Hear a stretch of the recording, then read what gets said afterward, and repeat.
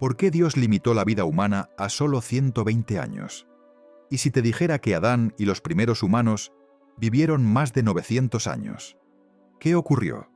¿Y por qué Dios trazó una línea tan drástica a través del tiempo? Surgió y floreció una civilización de largos años, un mundo donde la memoria se negaba a morir. Entonces la historia cambió. No quieren que investigues esto. Un misterio escondido a plena vista, pasado por alto durante años. En Génesis 6, Dios dijo que los días del ser humano estarán limitados a 120 años. Esa frase es sencilla, pero la cerradura que gira es inmensa. Esta única decisión divina marcó para siempre el destino de la raza humana. ¿Qué cambió tan repentinamente para que Dios acortara el tiempo del hombre?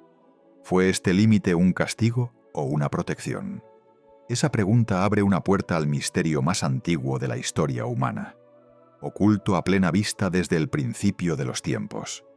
La verdad transformará tu manera de entender el plan de Dios y tu propósito en la vida. Para comprenderlo, tienes que regresar a la primera mente que alguna vez midió la creación. Pero antes de entrar en esto, cuéntame en los comentarios por qué crees que ya no vivimos 900 largos años. Ahora bien, ¿qué imagen te viene a la mente cuando piensas en Adán? Tal vez un hombre sencillo, caminando por un jardín, intentando poner nombres a los animales y entender cómo funciona el mundo. Pero eso no es lo que nos muestra la Escritura. La Biblia describe a Adán como la primera obra maestra de la inteligencia divina, formado directamente por las manos de Dios, diseñado con una mente perfecta y una capacidad ilimitada para comprender. Fue el primer científico, historiador y teólogo de la humanidad, todo en uno. Imagina estar ahí, junto a él, viendo cómo el mundo se nombra a sí mismo por primera vez.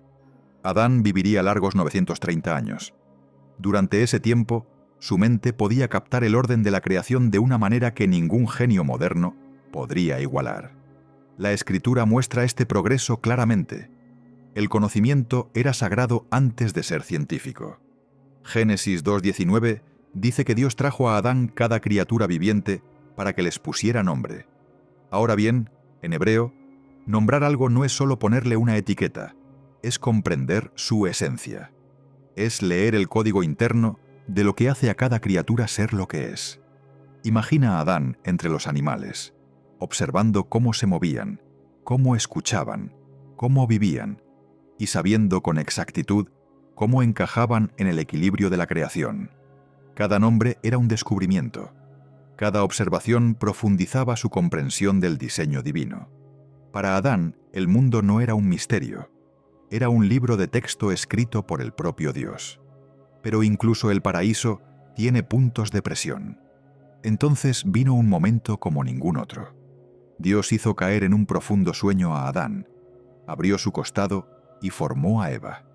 Ese acto no fue solo romántico, fue una revelación. Casi puedes oír la primera risa de Eva resonando por el jardín, el sonido del compañerismo naciendo antes de que el dolor tocara la tierra.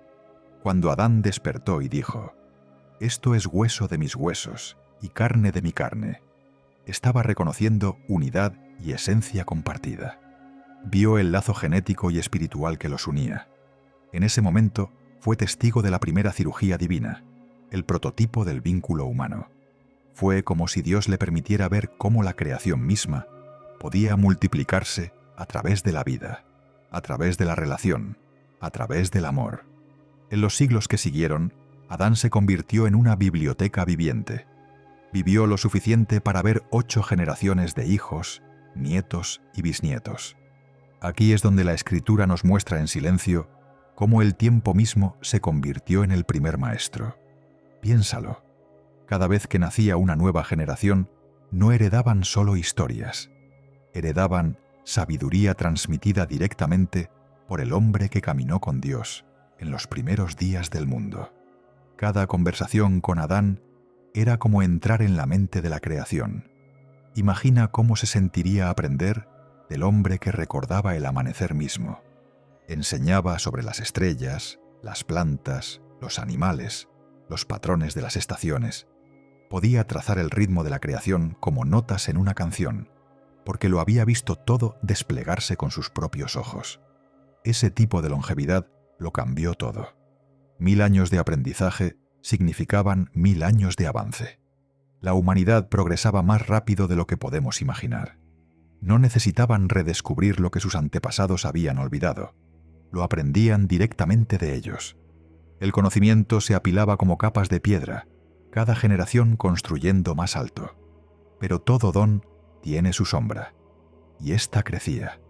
La música encontró ritmo, el metal tomó forma, y la arquitectura se elevó con una precisión que incluso hoy nos asombraría. El tiempo mismo era su maestro. Fue una edad dorada de la memoria, una civilización guiada por su primer hombre. Pero hay algo más sobre el tiempo. Amplifica todo lo que toca. Cuando la vida se extiende tanto, la sabiduría crece, pero también el orgullo. La misma mente que aprende las leyes de la naturaleza puede aprender cómo romperlas. El mismo don que construye también puede corromper. Puedes casi sentir el equilibrio inclinándose, un mundo lleno de brillantez deslizándose hacia el peligro. Es aquí donde la historia empieza a oscurecerse. La Escritura muestra este punto de quiebre en un solo y estremecedor versículo. La Biblia dice en Génesis 6:3: «Mi espíritu no permanecerá para siempre con el hombre, porque ciertamente él es carne, mas serán sus días 120 años». Esa sola línea es la bisagra de la historia. Es donde Dios interviene para poner un límite al tiempo. Esto no fue biología en un laboratorio. Fue misericordia divina escrita en el diseño humano. Fue teología encarnada, el Creador inscribiendo humildad en la propia carne. Es como si Dios cerrara la puerta antes de que la creación se destruyera a sí misma.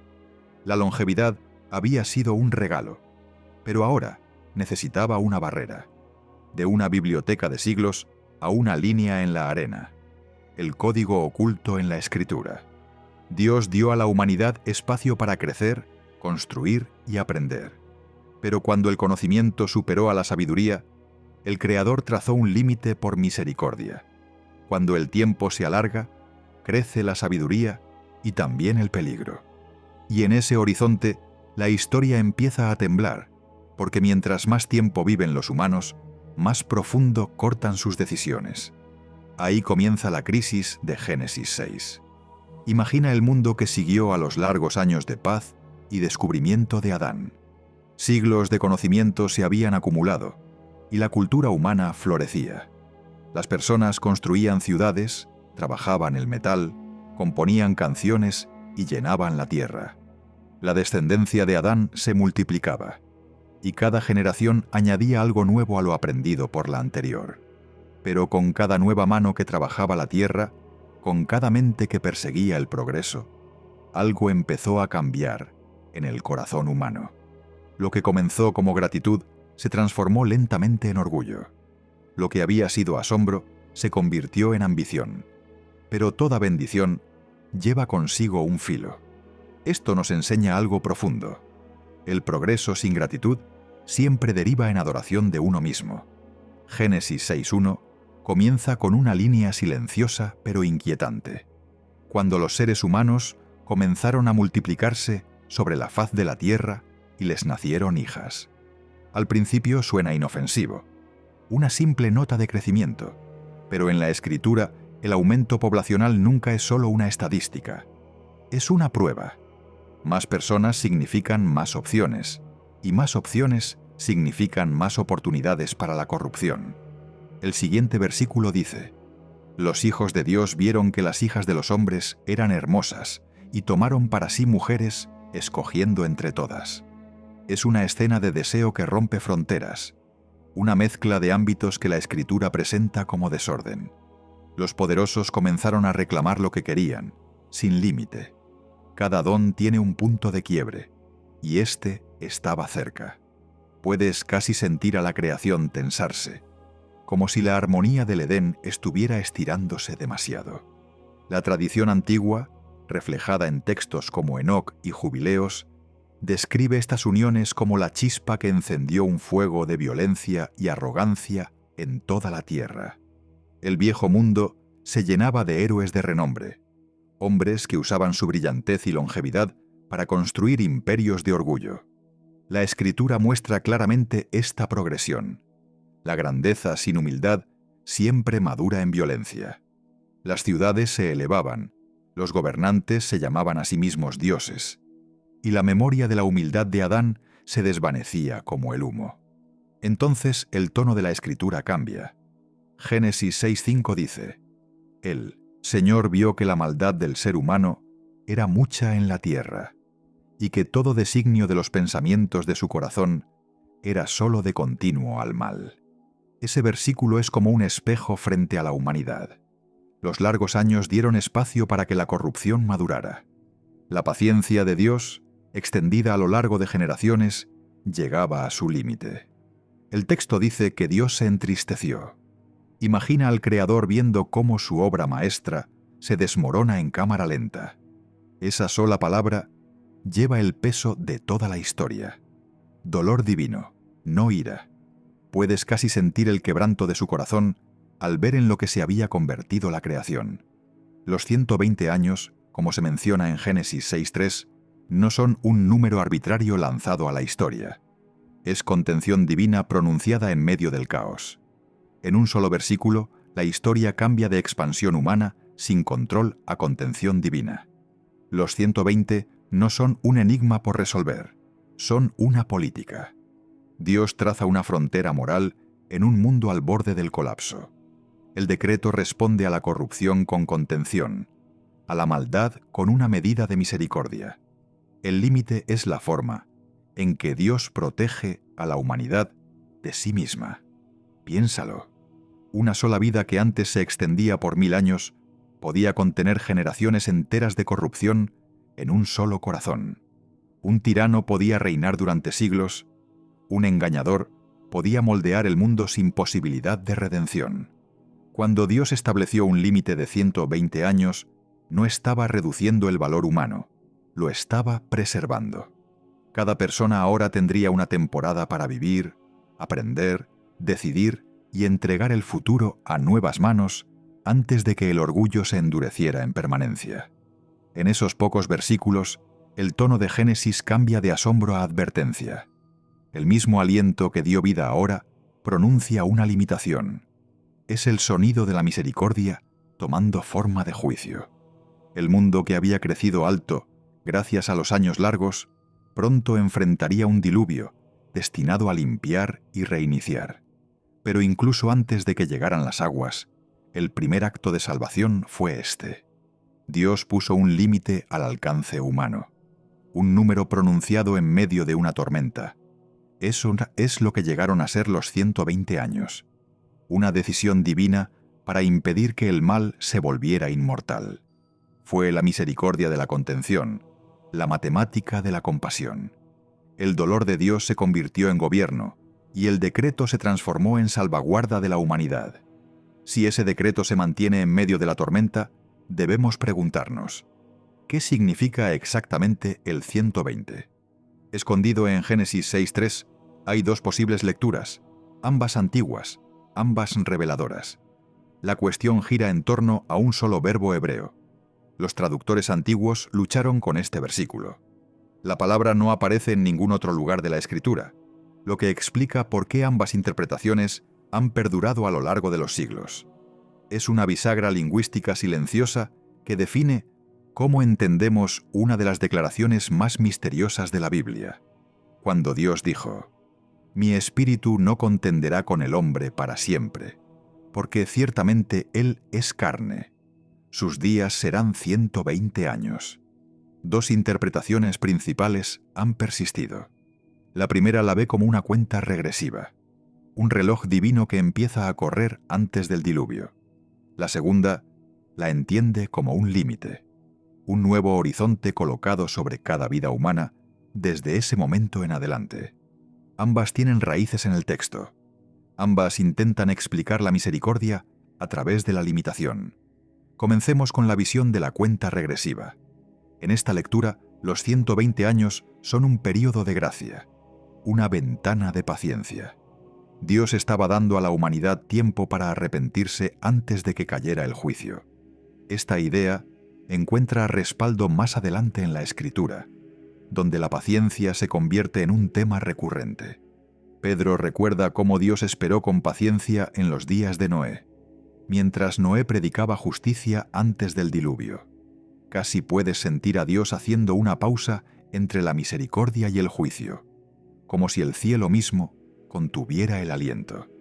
Para los primeros intérpretes, los 120 años eran el sonido de un reloj que avanzaba hacia el diluvio.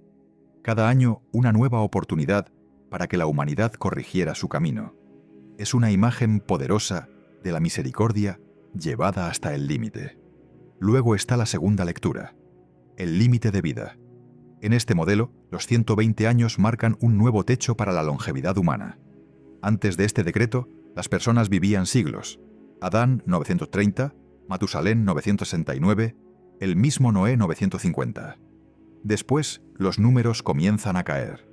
Encaja con el patrón que la Escritura registra a partir de Génesis 11, donde las generaciones se acortan hasta que la vida humana se estabiliza cerca del horizonte de los 120. Aquí, el decreto se convierte en un reinicio permanente, una recalibración divina de la historia humana. Piensa en lo que significaría que cada historia humana tuviera de repente un final escrito en su diseño. Ambas lecturas fluyen de la misma línea hebrea, y ahí es donde comienza la tensión. La palabra clave es yadón. Solo aparece aquí en toda la Biblia, un término raro que puede significar contender o permanecer.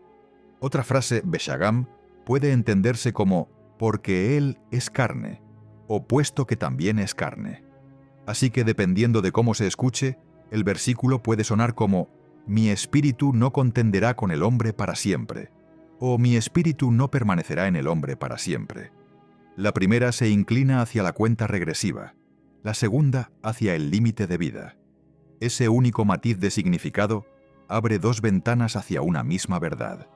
Lo que ambas revelan es el corazón de la contención divina. Ya sea que Dios estuviera contando los días hacia el juicio o acortando los años por venir, su motivo era el mismo: la misericordia. Versículo no trata sobre aritmética, sino sobre relación. Los números solo enmarcan la historia. El corazón de ella late en la paciencia de Dios. Es Dios estableciendo un límite que preserva en lugar de destruir. Dos ventanas, una misma vista de contención. Esa es la clave aquí. Puedes casi sentir al lenguaje mismo luchando entre paciencia y permanencia, como si el texto reflejara la lucha interna de Dios. ¿Cuánto esperar? ¿Hasta dónde permitir que se extienda la corrupción? ¿Cómo proteger mejor lo que Él mismo creó? La belleza de esta tensión es que ambas lecturas pueden coexistir. La cuenta regresiva explica la crisis inmediata antes del diluvio. El límite de vida explica el patrón que vino después. Juntas muestran a un Dios que responde tanto en el tiempo como a través del tiempo. La contención es la arquitectura de la misericordia. Es el marco que impide que el juicio consuma la esperanza. Dos ventanas siguen abiertas, ambas llenas de luz. El siguiente paso es el juicio, no de personas, sino del significado. Si una de estas lecturas realmente lleva el patrón de la misericordia divina, lo veremos confirmado por los propios testigos de la Escritura. La evidencia apunta en una sola dirección. El límite de longevidad encaja con la historia que la Escritura cuenta desde Génesis hasta Deuteronomio. Pero incluso aquí, la idea de la cuenta regresiva deja una sombra que merece ser honrada. A lo largo de las páginas de Génesis, el patrón es inconfundible. Antes del diluvio, los patriarcas vivían siglos. Adán alcanzó los 930, Matusalén 969, Noé 950. En Génesis, cada número cuenta una historia sobre el tiempo de Dios, no sobre la biología humana. Después, las edades comienzan a caer. Arfaxad 438, Eber 464, Abraham 175, Moisés 120. No es un declive aleatorio, es un ritmo. Si miras con atención, puedes trazar la misericordia contrayéndose a través de las generaciones, como si Dios estuviera enseñando a la humanidad a respirar dentro de los límites. El propio texto lleva el acortamiento lento de la vida humana, un descenso medido escrito como una línea de tiempo de misericordia que se va cerrando. El decreto de Génesis 6:3 no fue solo una advertencia puntual antes de las aguas, se convirtió en el marco de cada generación que siguió. Ese solo versículo se vuelve la columna vertebral de la cronología humana, desde Noé hasta Moisés. Dios había fijado un horizonte para los días del hombre. Más adelante Moisés reflexiona que la mayoría de las vidas alcanzan 70 u 80 años si hay vigor. Eso no es un tope legal, es una reflexión de sabiduría. El Salmo fue escrito por Moisés, el hombre que vivió 120 años, el mismo número pronunciado por primera vez en Génesis 6. Su vida se convirtió en el símbolo viviente de ese límite cumplido. Deuteronomio 34:7 dice que sus ojos no se oscurecieron ni menguó su vigor. El versículo no describe agotamiento, describe plenitud. El límite de vida no, fue castigo, fue diseño. Vidas más cortas significaban un relevo más rápido de generaciones, poder difundido, memoria renovada, tiranía acortada. Aún así, la vieja tradición de la cuenta regresiva persiste con belleza. El Nuevo Testamento recuerda la época de Noé no como una era de números, sino de paciencia. El lenguaje respira la misma atmósfera. Un reloj que espera. Una misericordia estirada hasta el borde antes del juicio. Los apóstoles no citan directamente los 120 años, pero sí hacen eco de su espíritu. Tiempo concedido, luego tiempo cumplido. Quédate con esa frase. Tiempo cumplido. Volverá a resonar cuando sigamos las genealogías hasta Matusalén. Así que el veredicto se mantiene firme. Los 120 años funcionan como un horizonte normativo para la vida humana, un decreto de diseño más que una cuenta regresiva. Sin embargo, la unidad de la escritura permite que ambos tonos canten juntos, la ley de la limitación y la gracia del aplazamiento. El Dios que puso límite a la vida humana también dio a la humanidad ventanas de arrepentimiento. Una establece una frontera, la otra la mantiene abierta el tiempo suficiente para que la salvación atraviese. Un horizonte fijado para los días del hombre, ese es el corazón del asunto. Dios moldea la historia a través de temporadas medidas que enseñan sabiduría. El límite mismo da peso a la vida. Si Él cuenta nuestros días con cuidado, deberíamos vivirlos con propósito. El límite nunca fue crueldad, fue misericordia con ritmo. Y si cada frontera cuenta una historia, la siguiente comienza con un nombre: Matusalén.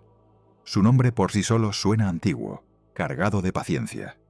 Génesis 5:27 registra que vivió 969 años, la mayor duración jamás escrita en la Escritura. La tradición dice que su nombre significa «su muerte traerá». Los eruditos debaten ese significado, pero incluso si es incierto, la sincronía es demasiado precisa para ignorarla. Cuando sigues los años a través de la genealogía, la vida de Matusalén termina el mismo año en que comienza el diluvio. Un hombre cuya existencia entera contó hacia atrás hasta el día en que se alzaron las aguas. Un símbolo viviente de la misericordia, medida hasta el último aliento. Imagínalo. Año tras año, sus hijos y nietos viéndolo envejecer, sabiendo que el mundo se oscurecía a su alrededor. El sonido de herramientas golpeando madera desde el arca de Noé resonaba a lo lejos. Cada anillo, en la edad de Matusalén, era una advertencia de que la paciencia de Dios era real, pero no infinita. El hombre mismo se convirtió en un calendario de gracia. Cada año una página que se pasaba con contención divina. Casi puedes sentir al cielo conteniendo el aliento mientras él envejecía. Entonces el relato cambia de tono. Aquí la escritura pasa de la biografía a las matemáticas. Las edades se convierten en evidencia. Después del diluvio, las edades que la gente alcanzaba disminuyeron drásticamente. Como ya mencionamos, la historia descendía hacia un nuevo ritmo. El horizonte humano asentándose cerca de los 120 años, exactamente como Dios dijo en Génesis 6:3. Esto no es decadencia mítica, es diseño teológico. Ese descenso se convirtió en el latido de la Escritura, acortándose pero fortaleciéndose con cada generación. Los números nunca fueron solo estadísticas. Eran sermones sobre el tiempo, enseñanzas de que la compasión tiene bordes y la paciencia tiene propósito. En la larga aritmética de Génesis, vemos la contención de Dios pasando del concepto a la historia. Los años de Matusalén testifican que la paciencia divina puede extenderse casi 1 milenio, pero aún así tiene un final. El descenso tras el diluvio prueba que la palabra de Dios puede reconfigurar el propio ritmo de la creación. Juntos se mantienen como testigos. Paciencia y límite, gracia y gobierno. Un calendario escrito en los años de un hombre. Puedes casi percibir el silencio que sigue cuando desaparecen los últimos de aquellos antiguos longevos. El mundo se vuelve más callado, más pequeño, más cercano a las vidas que conocemos hoy. La distancia entre el nacimiento y la muerte ya no se extiende más allá de lo imaginable. La humanidad comienza a vivir dentro del límite de la misericordia. La paciencia de Dios es real, pero nunca es permiso. Él deja que el tiempo se alargue lo suficiente para que la justicia hable, y luego traza la línea que evita que la historia se derrumbe. Con los testigos escuchados, ahora podemos preguntarnos cómo imaginaban los antiguos lectores la crisis, y qué temían que ocurriera si esos límites volvían a romperse. Sus escritos esperan más allá del canon, susurrando posibilidades que la mayoría de los lectores nunca oyen. Esos antiguos números hicieron más que marcar el tiempo. Despertaron la imaginación. Siglos después del diluvio, escritores judíos comenzaron a mirar atrás hacia Génesis 6 y a hacerse la misma pregunta que nosotros. ¿Qué sucedió exactamente cuando el cielo y la tierra cruzaron sus límites? De esa curiosidad nació un conjunto de escritos que hoy llamamos la literatura del Segundo Templo. Textos como un Enoc y Jubileos. No forman parte del canon bíblico, pero nos muestran cómo las mentes antiguas intentaban llenar el silencio entre los versículos. Y en ese silencio escucharon algo peligroso. Una advertencia vestida de asombro. En 1 Enoc, capítulos 6 al 11, la historia se amplía dramáticamente. Habla de seres celestiales, llamados vigilantes, que miraron a la humanidad y descendieron para tomar esposas. Estos vigilantes enseñaron conocimientos prohibidos, cómo forjar metales, mezclar encantamientos y leer las estrellas. El mundo que antes prosperaba bajo una larga paciencia, ahora tambaleaba bajo la corrupción. El conocimiento sin santidad se convirtió en su propio diluvio. La violencia y la vanidad se multiplicaron, y los clamores de los inocentes llegaron a las puertas del cielo. La visión de Enoc muestra a Dios enviando arcángeles para encadenar a los vigilantes y purgar la tierra, un acto divino que refleja el diluvio. El tono de ese libro es urgente, cargado con el temor de una sabiduría desatada. El libro de los Jubileos, otro texto del Segundo Templo, vuelve a contar Génesis en un ritmo estructurado, casi legal. Si Enoc pinta una visión, Jubileos redacta un informe. En el capítulo 5 describe cómo la impiedad creció y toda carne corrompió su camino. Y Dios decidió limpiar el mundo con agua. Se lee como lenguaje de tribunal, pecado documentado, juicio registrado, pacto renovado. Estos escritores no estaban inventando nuevos dioses ni mitos rivales. Estaban ampliando el marco moral de Génesis 6, mostrando lo que sucede cuando el orden sagrado se derrumba. Es importante recordar que estos relatos son no canónicos, ventanas especulativas hacia cómo lectores fieles intentaban comprender la brevedad del texto bíblico. Imaginaron lo que el texto solo insinúa. Sus historias magnificaban el peligro del orgullo, el atractivo del conocimiento prohibido y el dolor de un creador viendo deshacerse su diseño. Casi puedes oír su advertencia resonando a través del tiempo. Cuando los límites se borran, el caos sigue. Ese eco aún alcanza las lecturas modernas, a veces retorciéndose en nuevos mitos propios. Esta lente interpretativa no reemplaza el relato de Génesis, eleva su temperatura moral. El decreto de los 120 años ahora brilla con más fuerza ante ese telón de fondo. Para un lector del Segundo Templo, el límite de Dios sobre la vida humana no era pequeño, era salvación. En sus ojos, el límite no encogía a la humanidad, la rescataba. Evitaba que el mundo humano se volviera completamente angélico o completamente bestial. Trazaba una línea que protegía a la creación del colapso. Imaginación que recuerda una caída, eso es lo que estas visiones antiguas nos ofrecen. Nos recuerdan que la contención divina es el muro que mantiene el orden en pie. Sus voces desde los márgenes aún susurran la misma verdad. Toda civilización necesita un límite. Toda civilización necesita una frontera para sobrevivir. Esa verdad no ha cambiado. Pero algunas voces posteriores intentaron convertir esos límites en profecías, gráficos y códigos.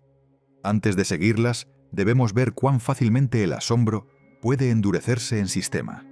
A lo largo de los siglos, muchas personas han intentado convertir Génesis 6.3 en un reloj oculto.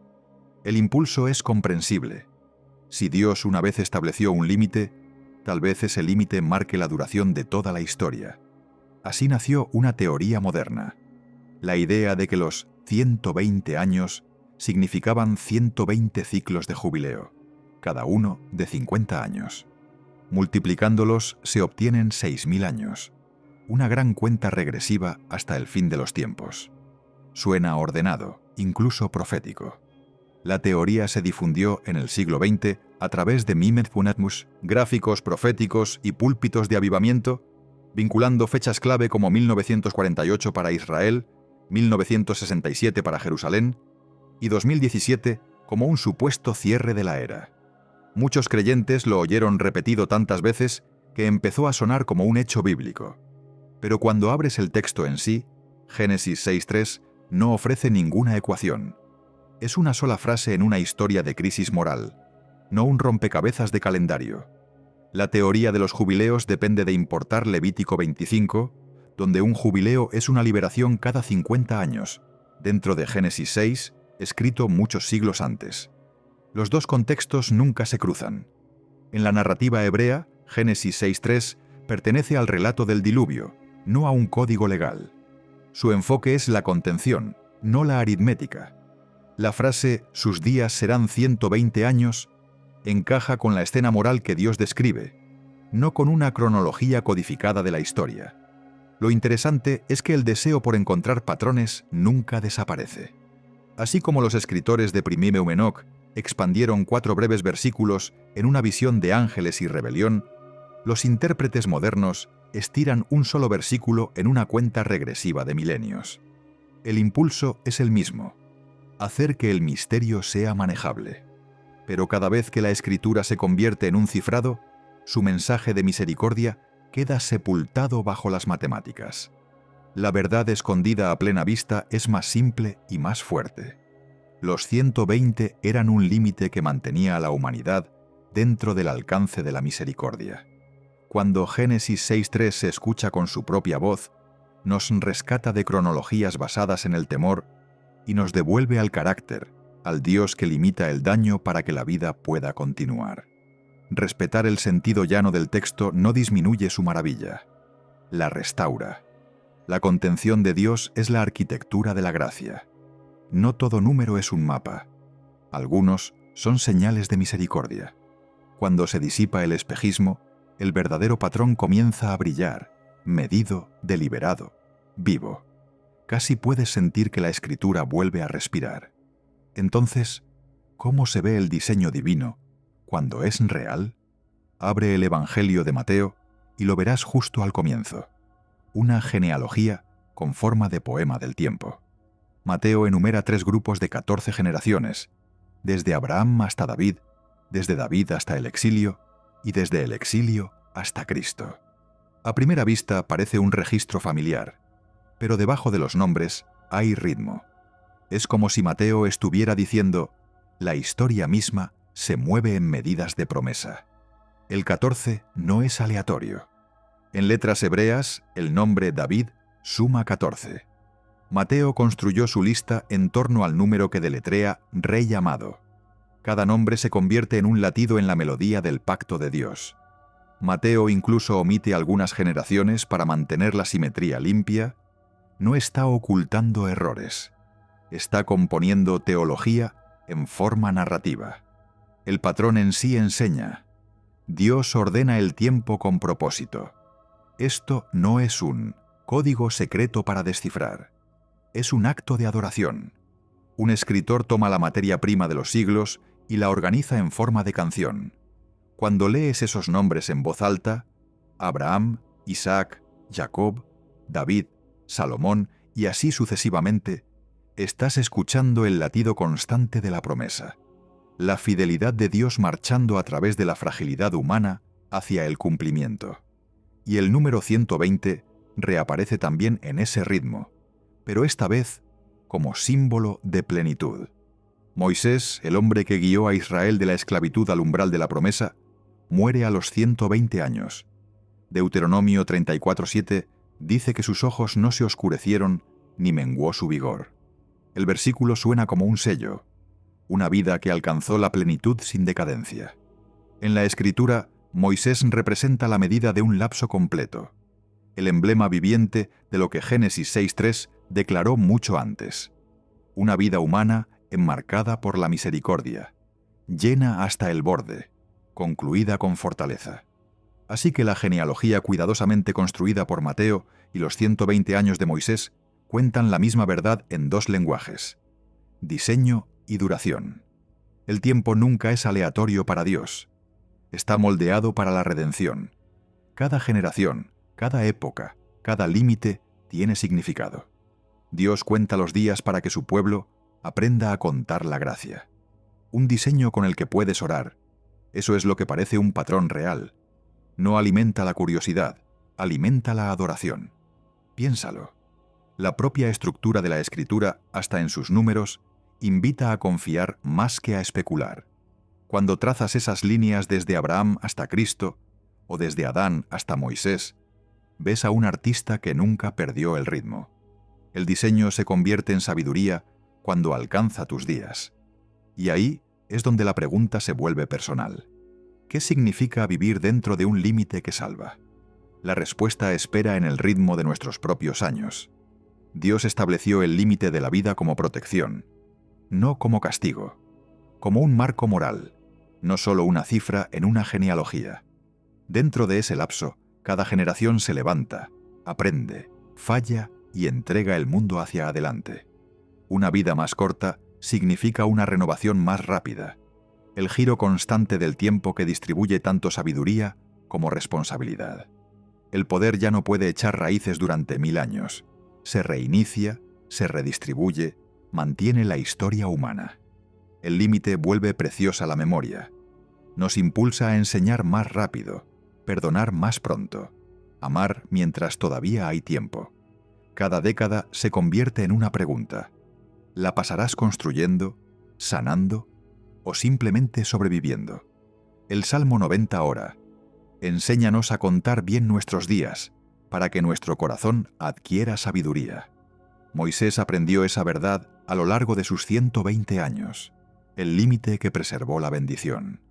Vio que la vida solo se extiende hasta donde la obediencia lo permite. Piénsalo, el mismo Dios que formó las galaxias también fijó una duración lo bastante pequeña como para que sintamos su peso. Cada latido nos recuerda que la eternidad aún espera más allá de la línea. Nunca fuimos hechos para gobernar el tiempo, sino para habitarlo con sabiduría y gratitud. Dios tejió compasión en nuestro propio diseño para que el pecado no resonara por siempre, y cada generación pudiera comenzar de nuevo. Vivir dentro de esa misericordia es vivir despierto. Un número pronunciado una vez en medio de una tormenta se convirtió en la línea que moldeó toda la historia. Desde entonces, ese límite ha permanecido. Ha impedido que nuestra fuerza se convierta en ruina, que nuestro brillo nos consuma. Mira el patrón: la mente de Adán, la advertencia de Noé, la plenitud de Moisés y el aliento que ahora se mueve en tu propio pecho. Cada respiro es orden prestado, Cada amanecer es prueba de que el juicio y la compasión aún comparten el mismo cielo. Vivimos dentro de una gracia constante, protegidos por un límite que nos salva de convertirnos en lo que no podríamos soportar. Casi puedes sentir la ternura en esa contención. El Creador que pudo extender el tiempo sin fin, eligió, en cambio, doblarlo dentro del lapso humano, para que pudiéramos saborear la urgencia del amor y la belleza de la plenitud. Los días justos para construir, aprender, esperar. Y cuando llegue el último atardecer, no se sentirá como un muro, se sentirá como un regreso a casa. Una luz medida sobre un campo, justo lo suficiente para caminar de regreso al hogar. Si este recorrido despertó algo en ti, no dejes que se pierda en el ruido. Aún hay más susurros escondidos entre las páginas de la Escritura, esperando ser descubiertos. Quédate con nosotros. Suscríbete, escucha más de cerca y sigue caminando este camino estrecho entre el trueno y el silencio. Espero volver a verte.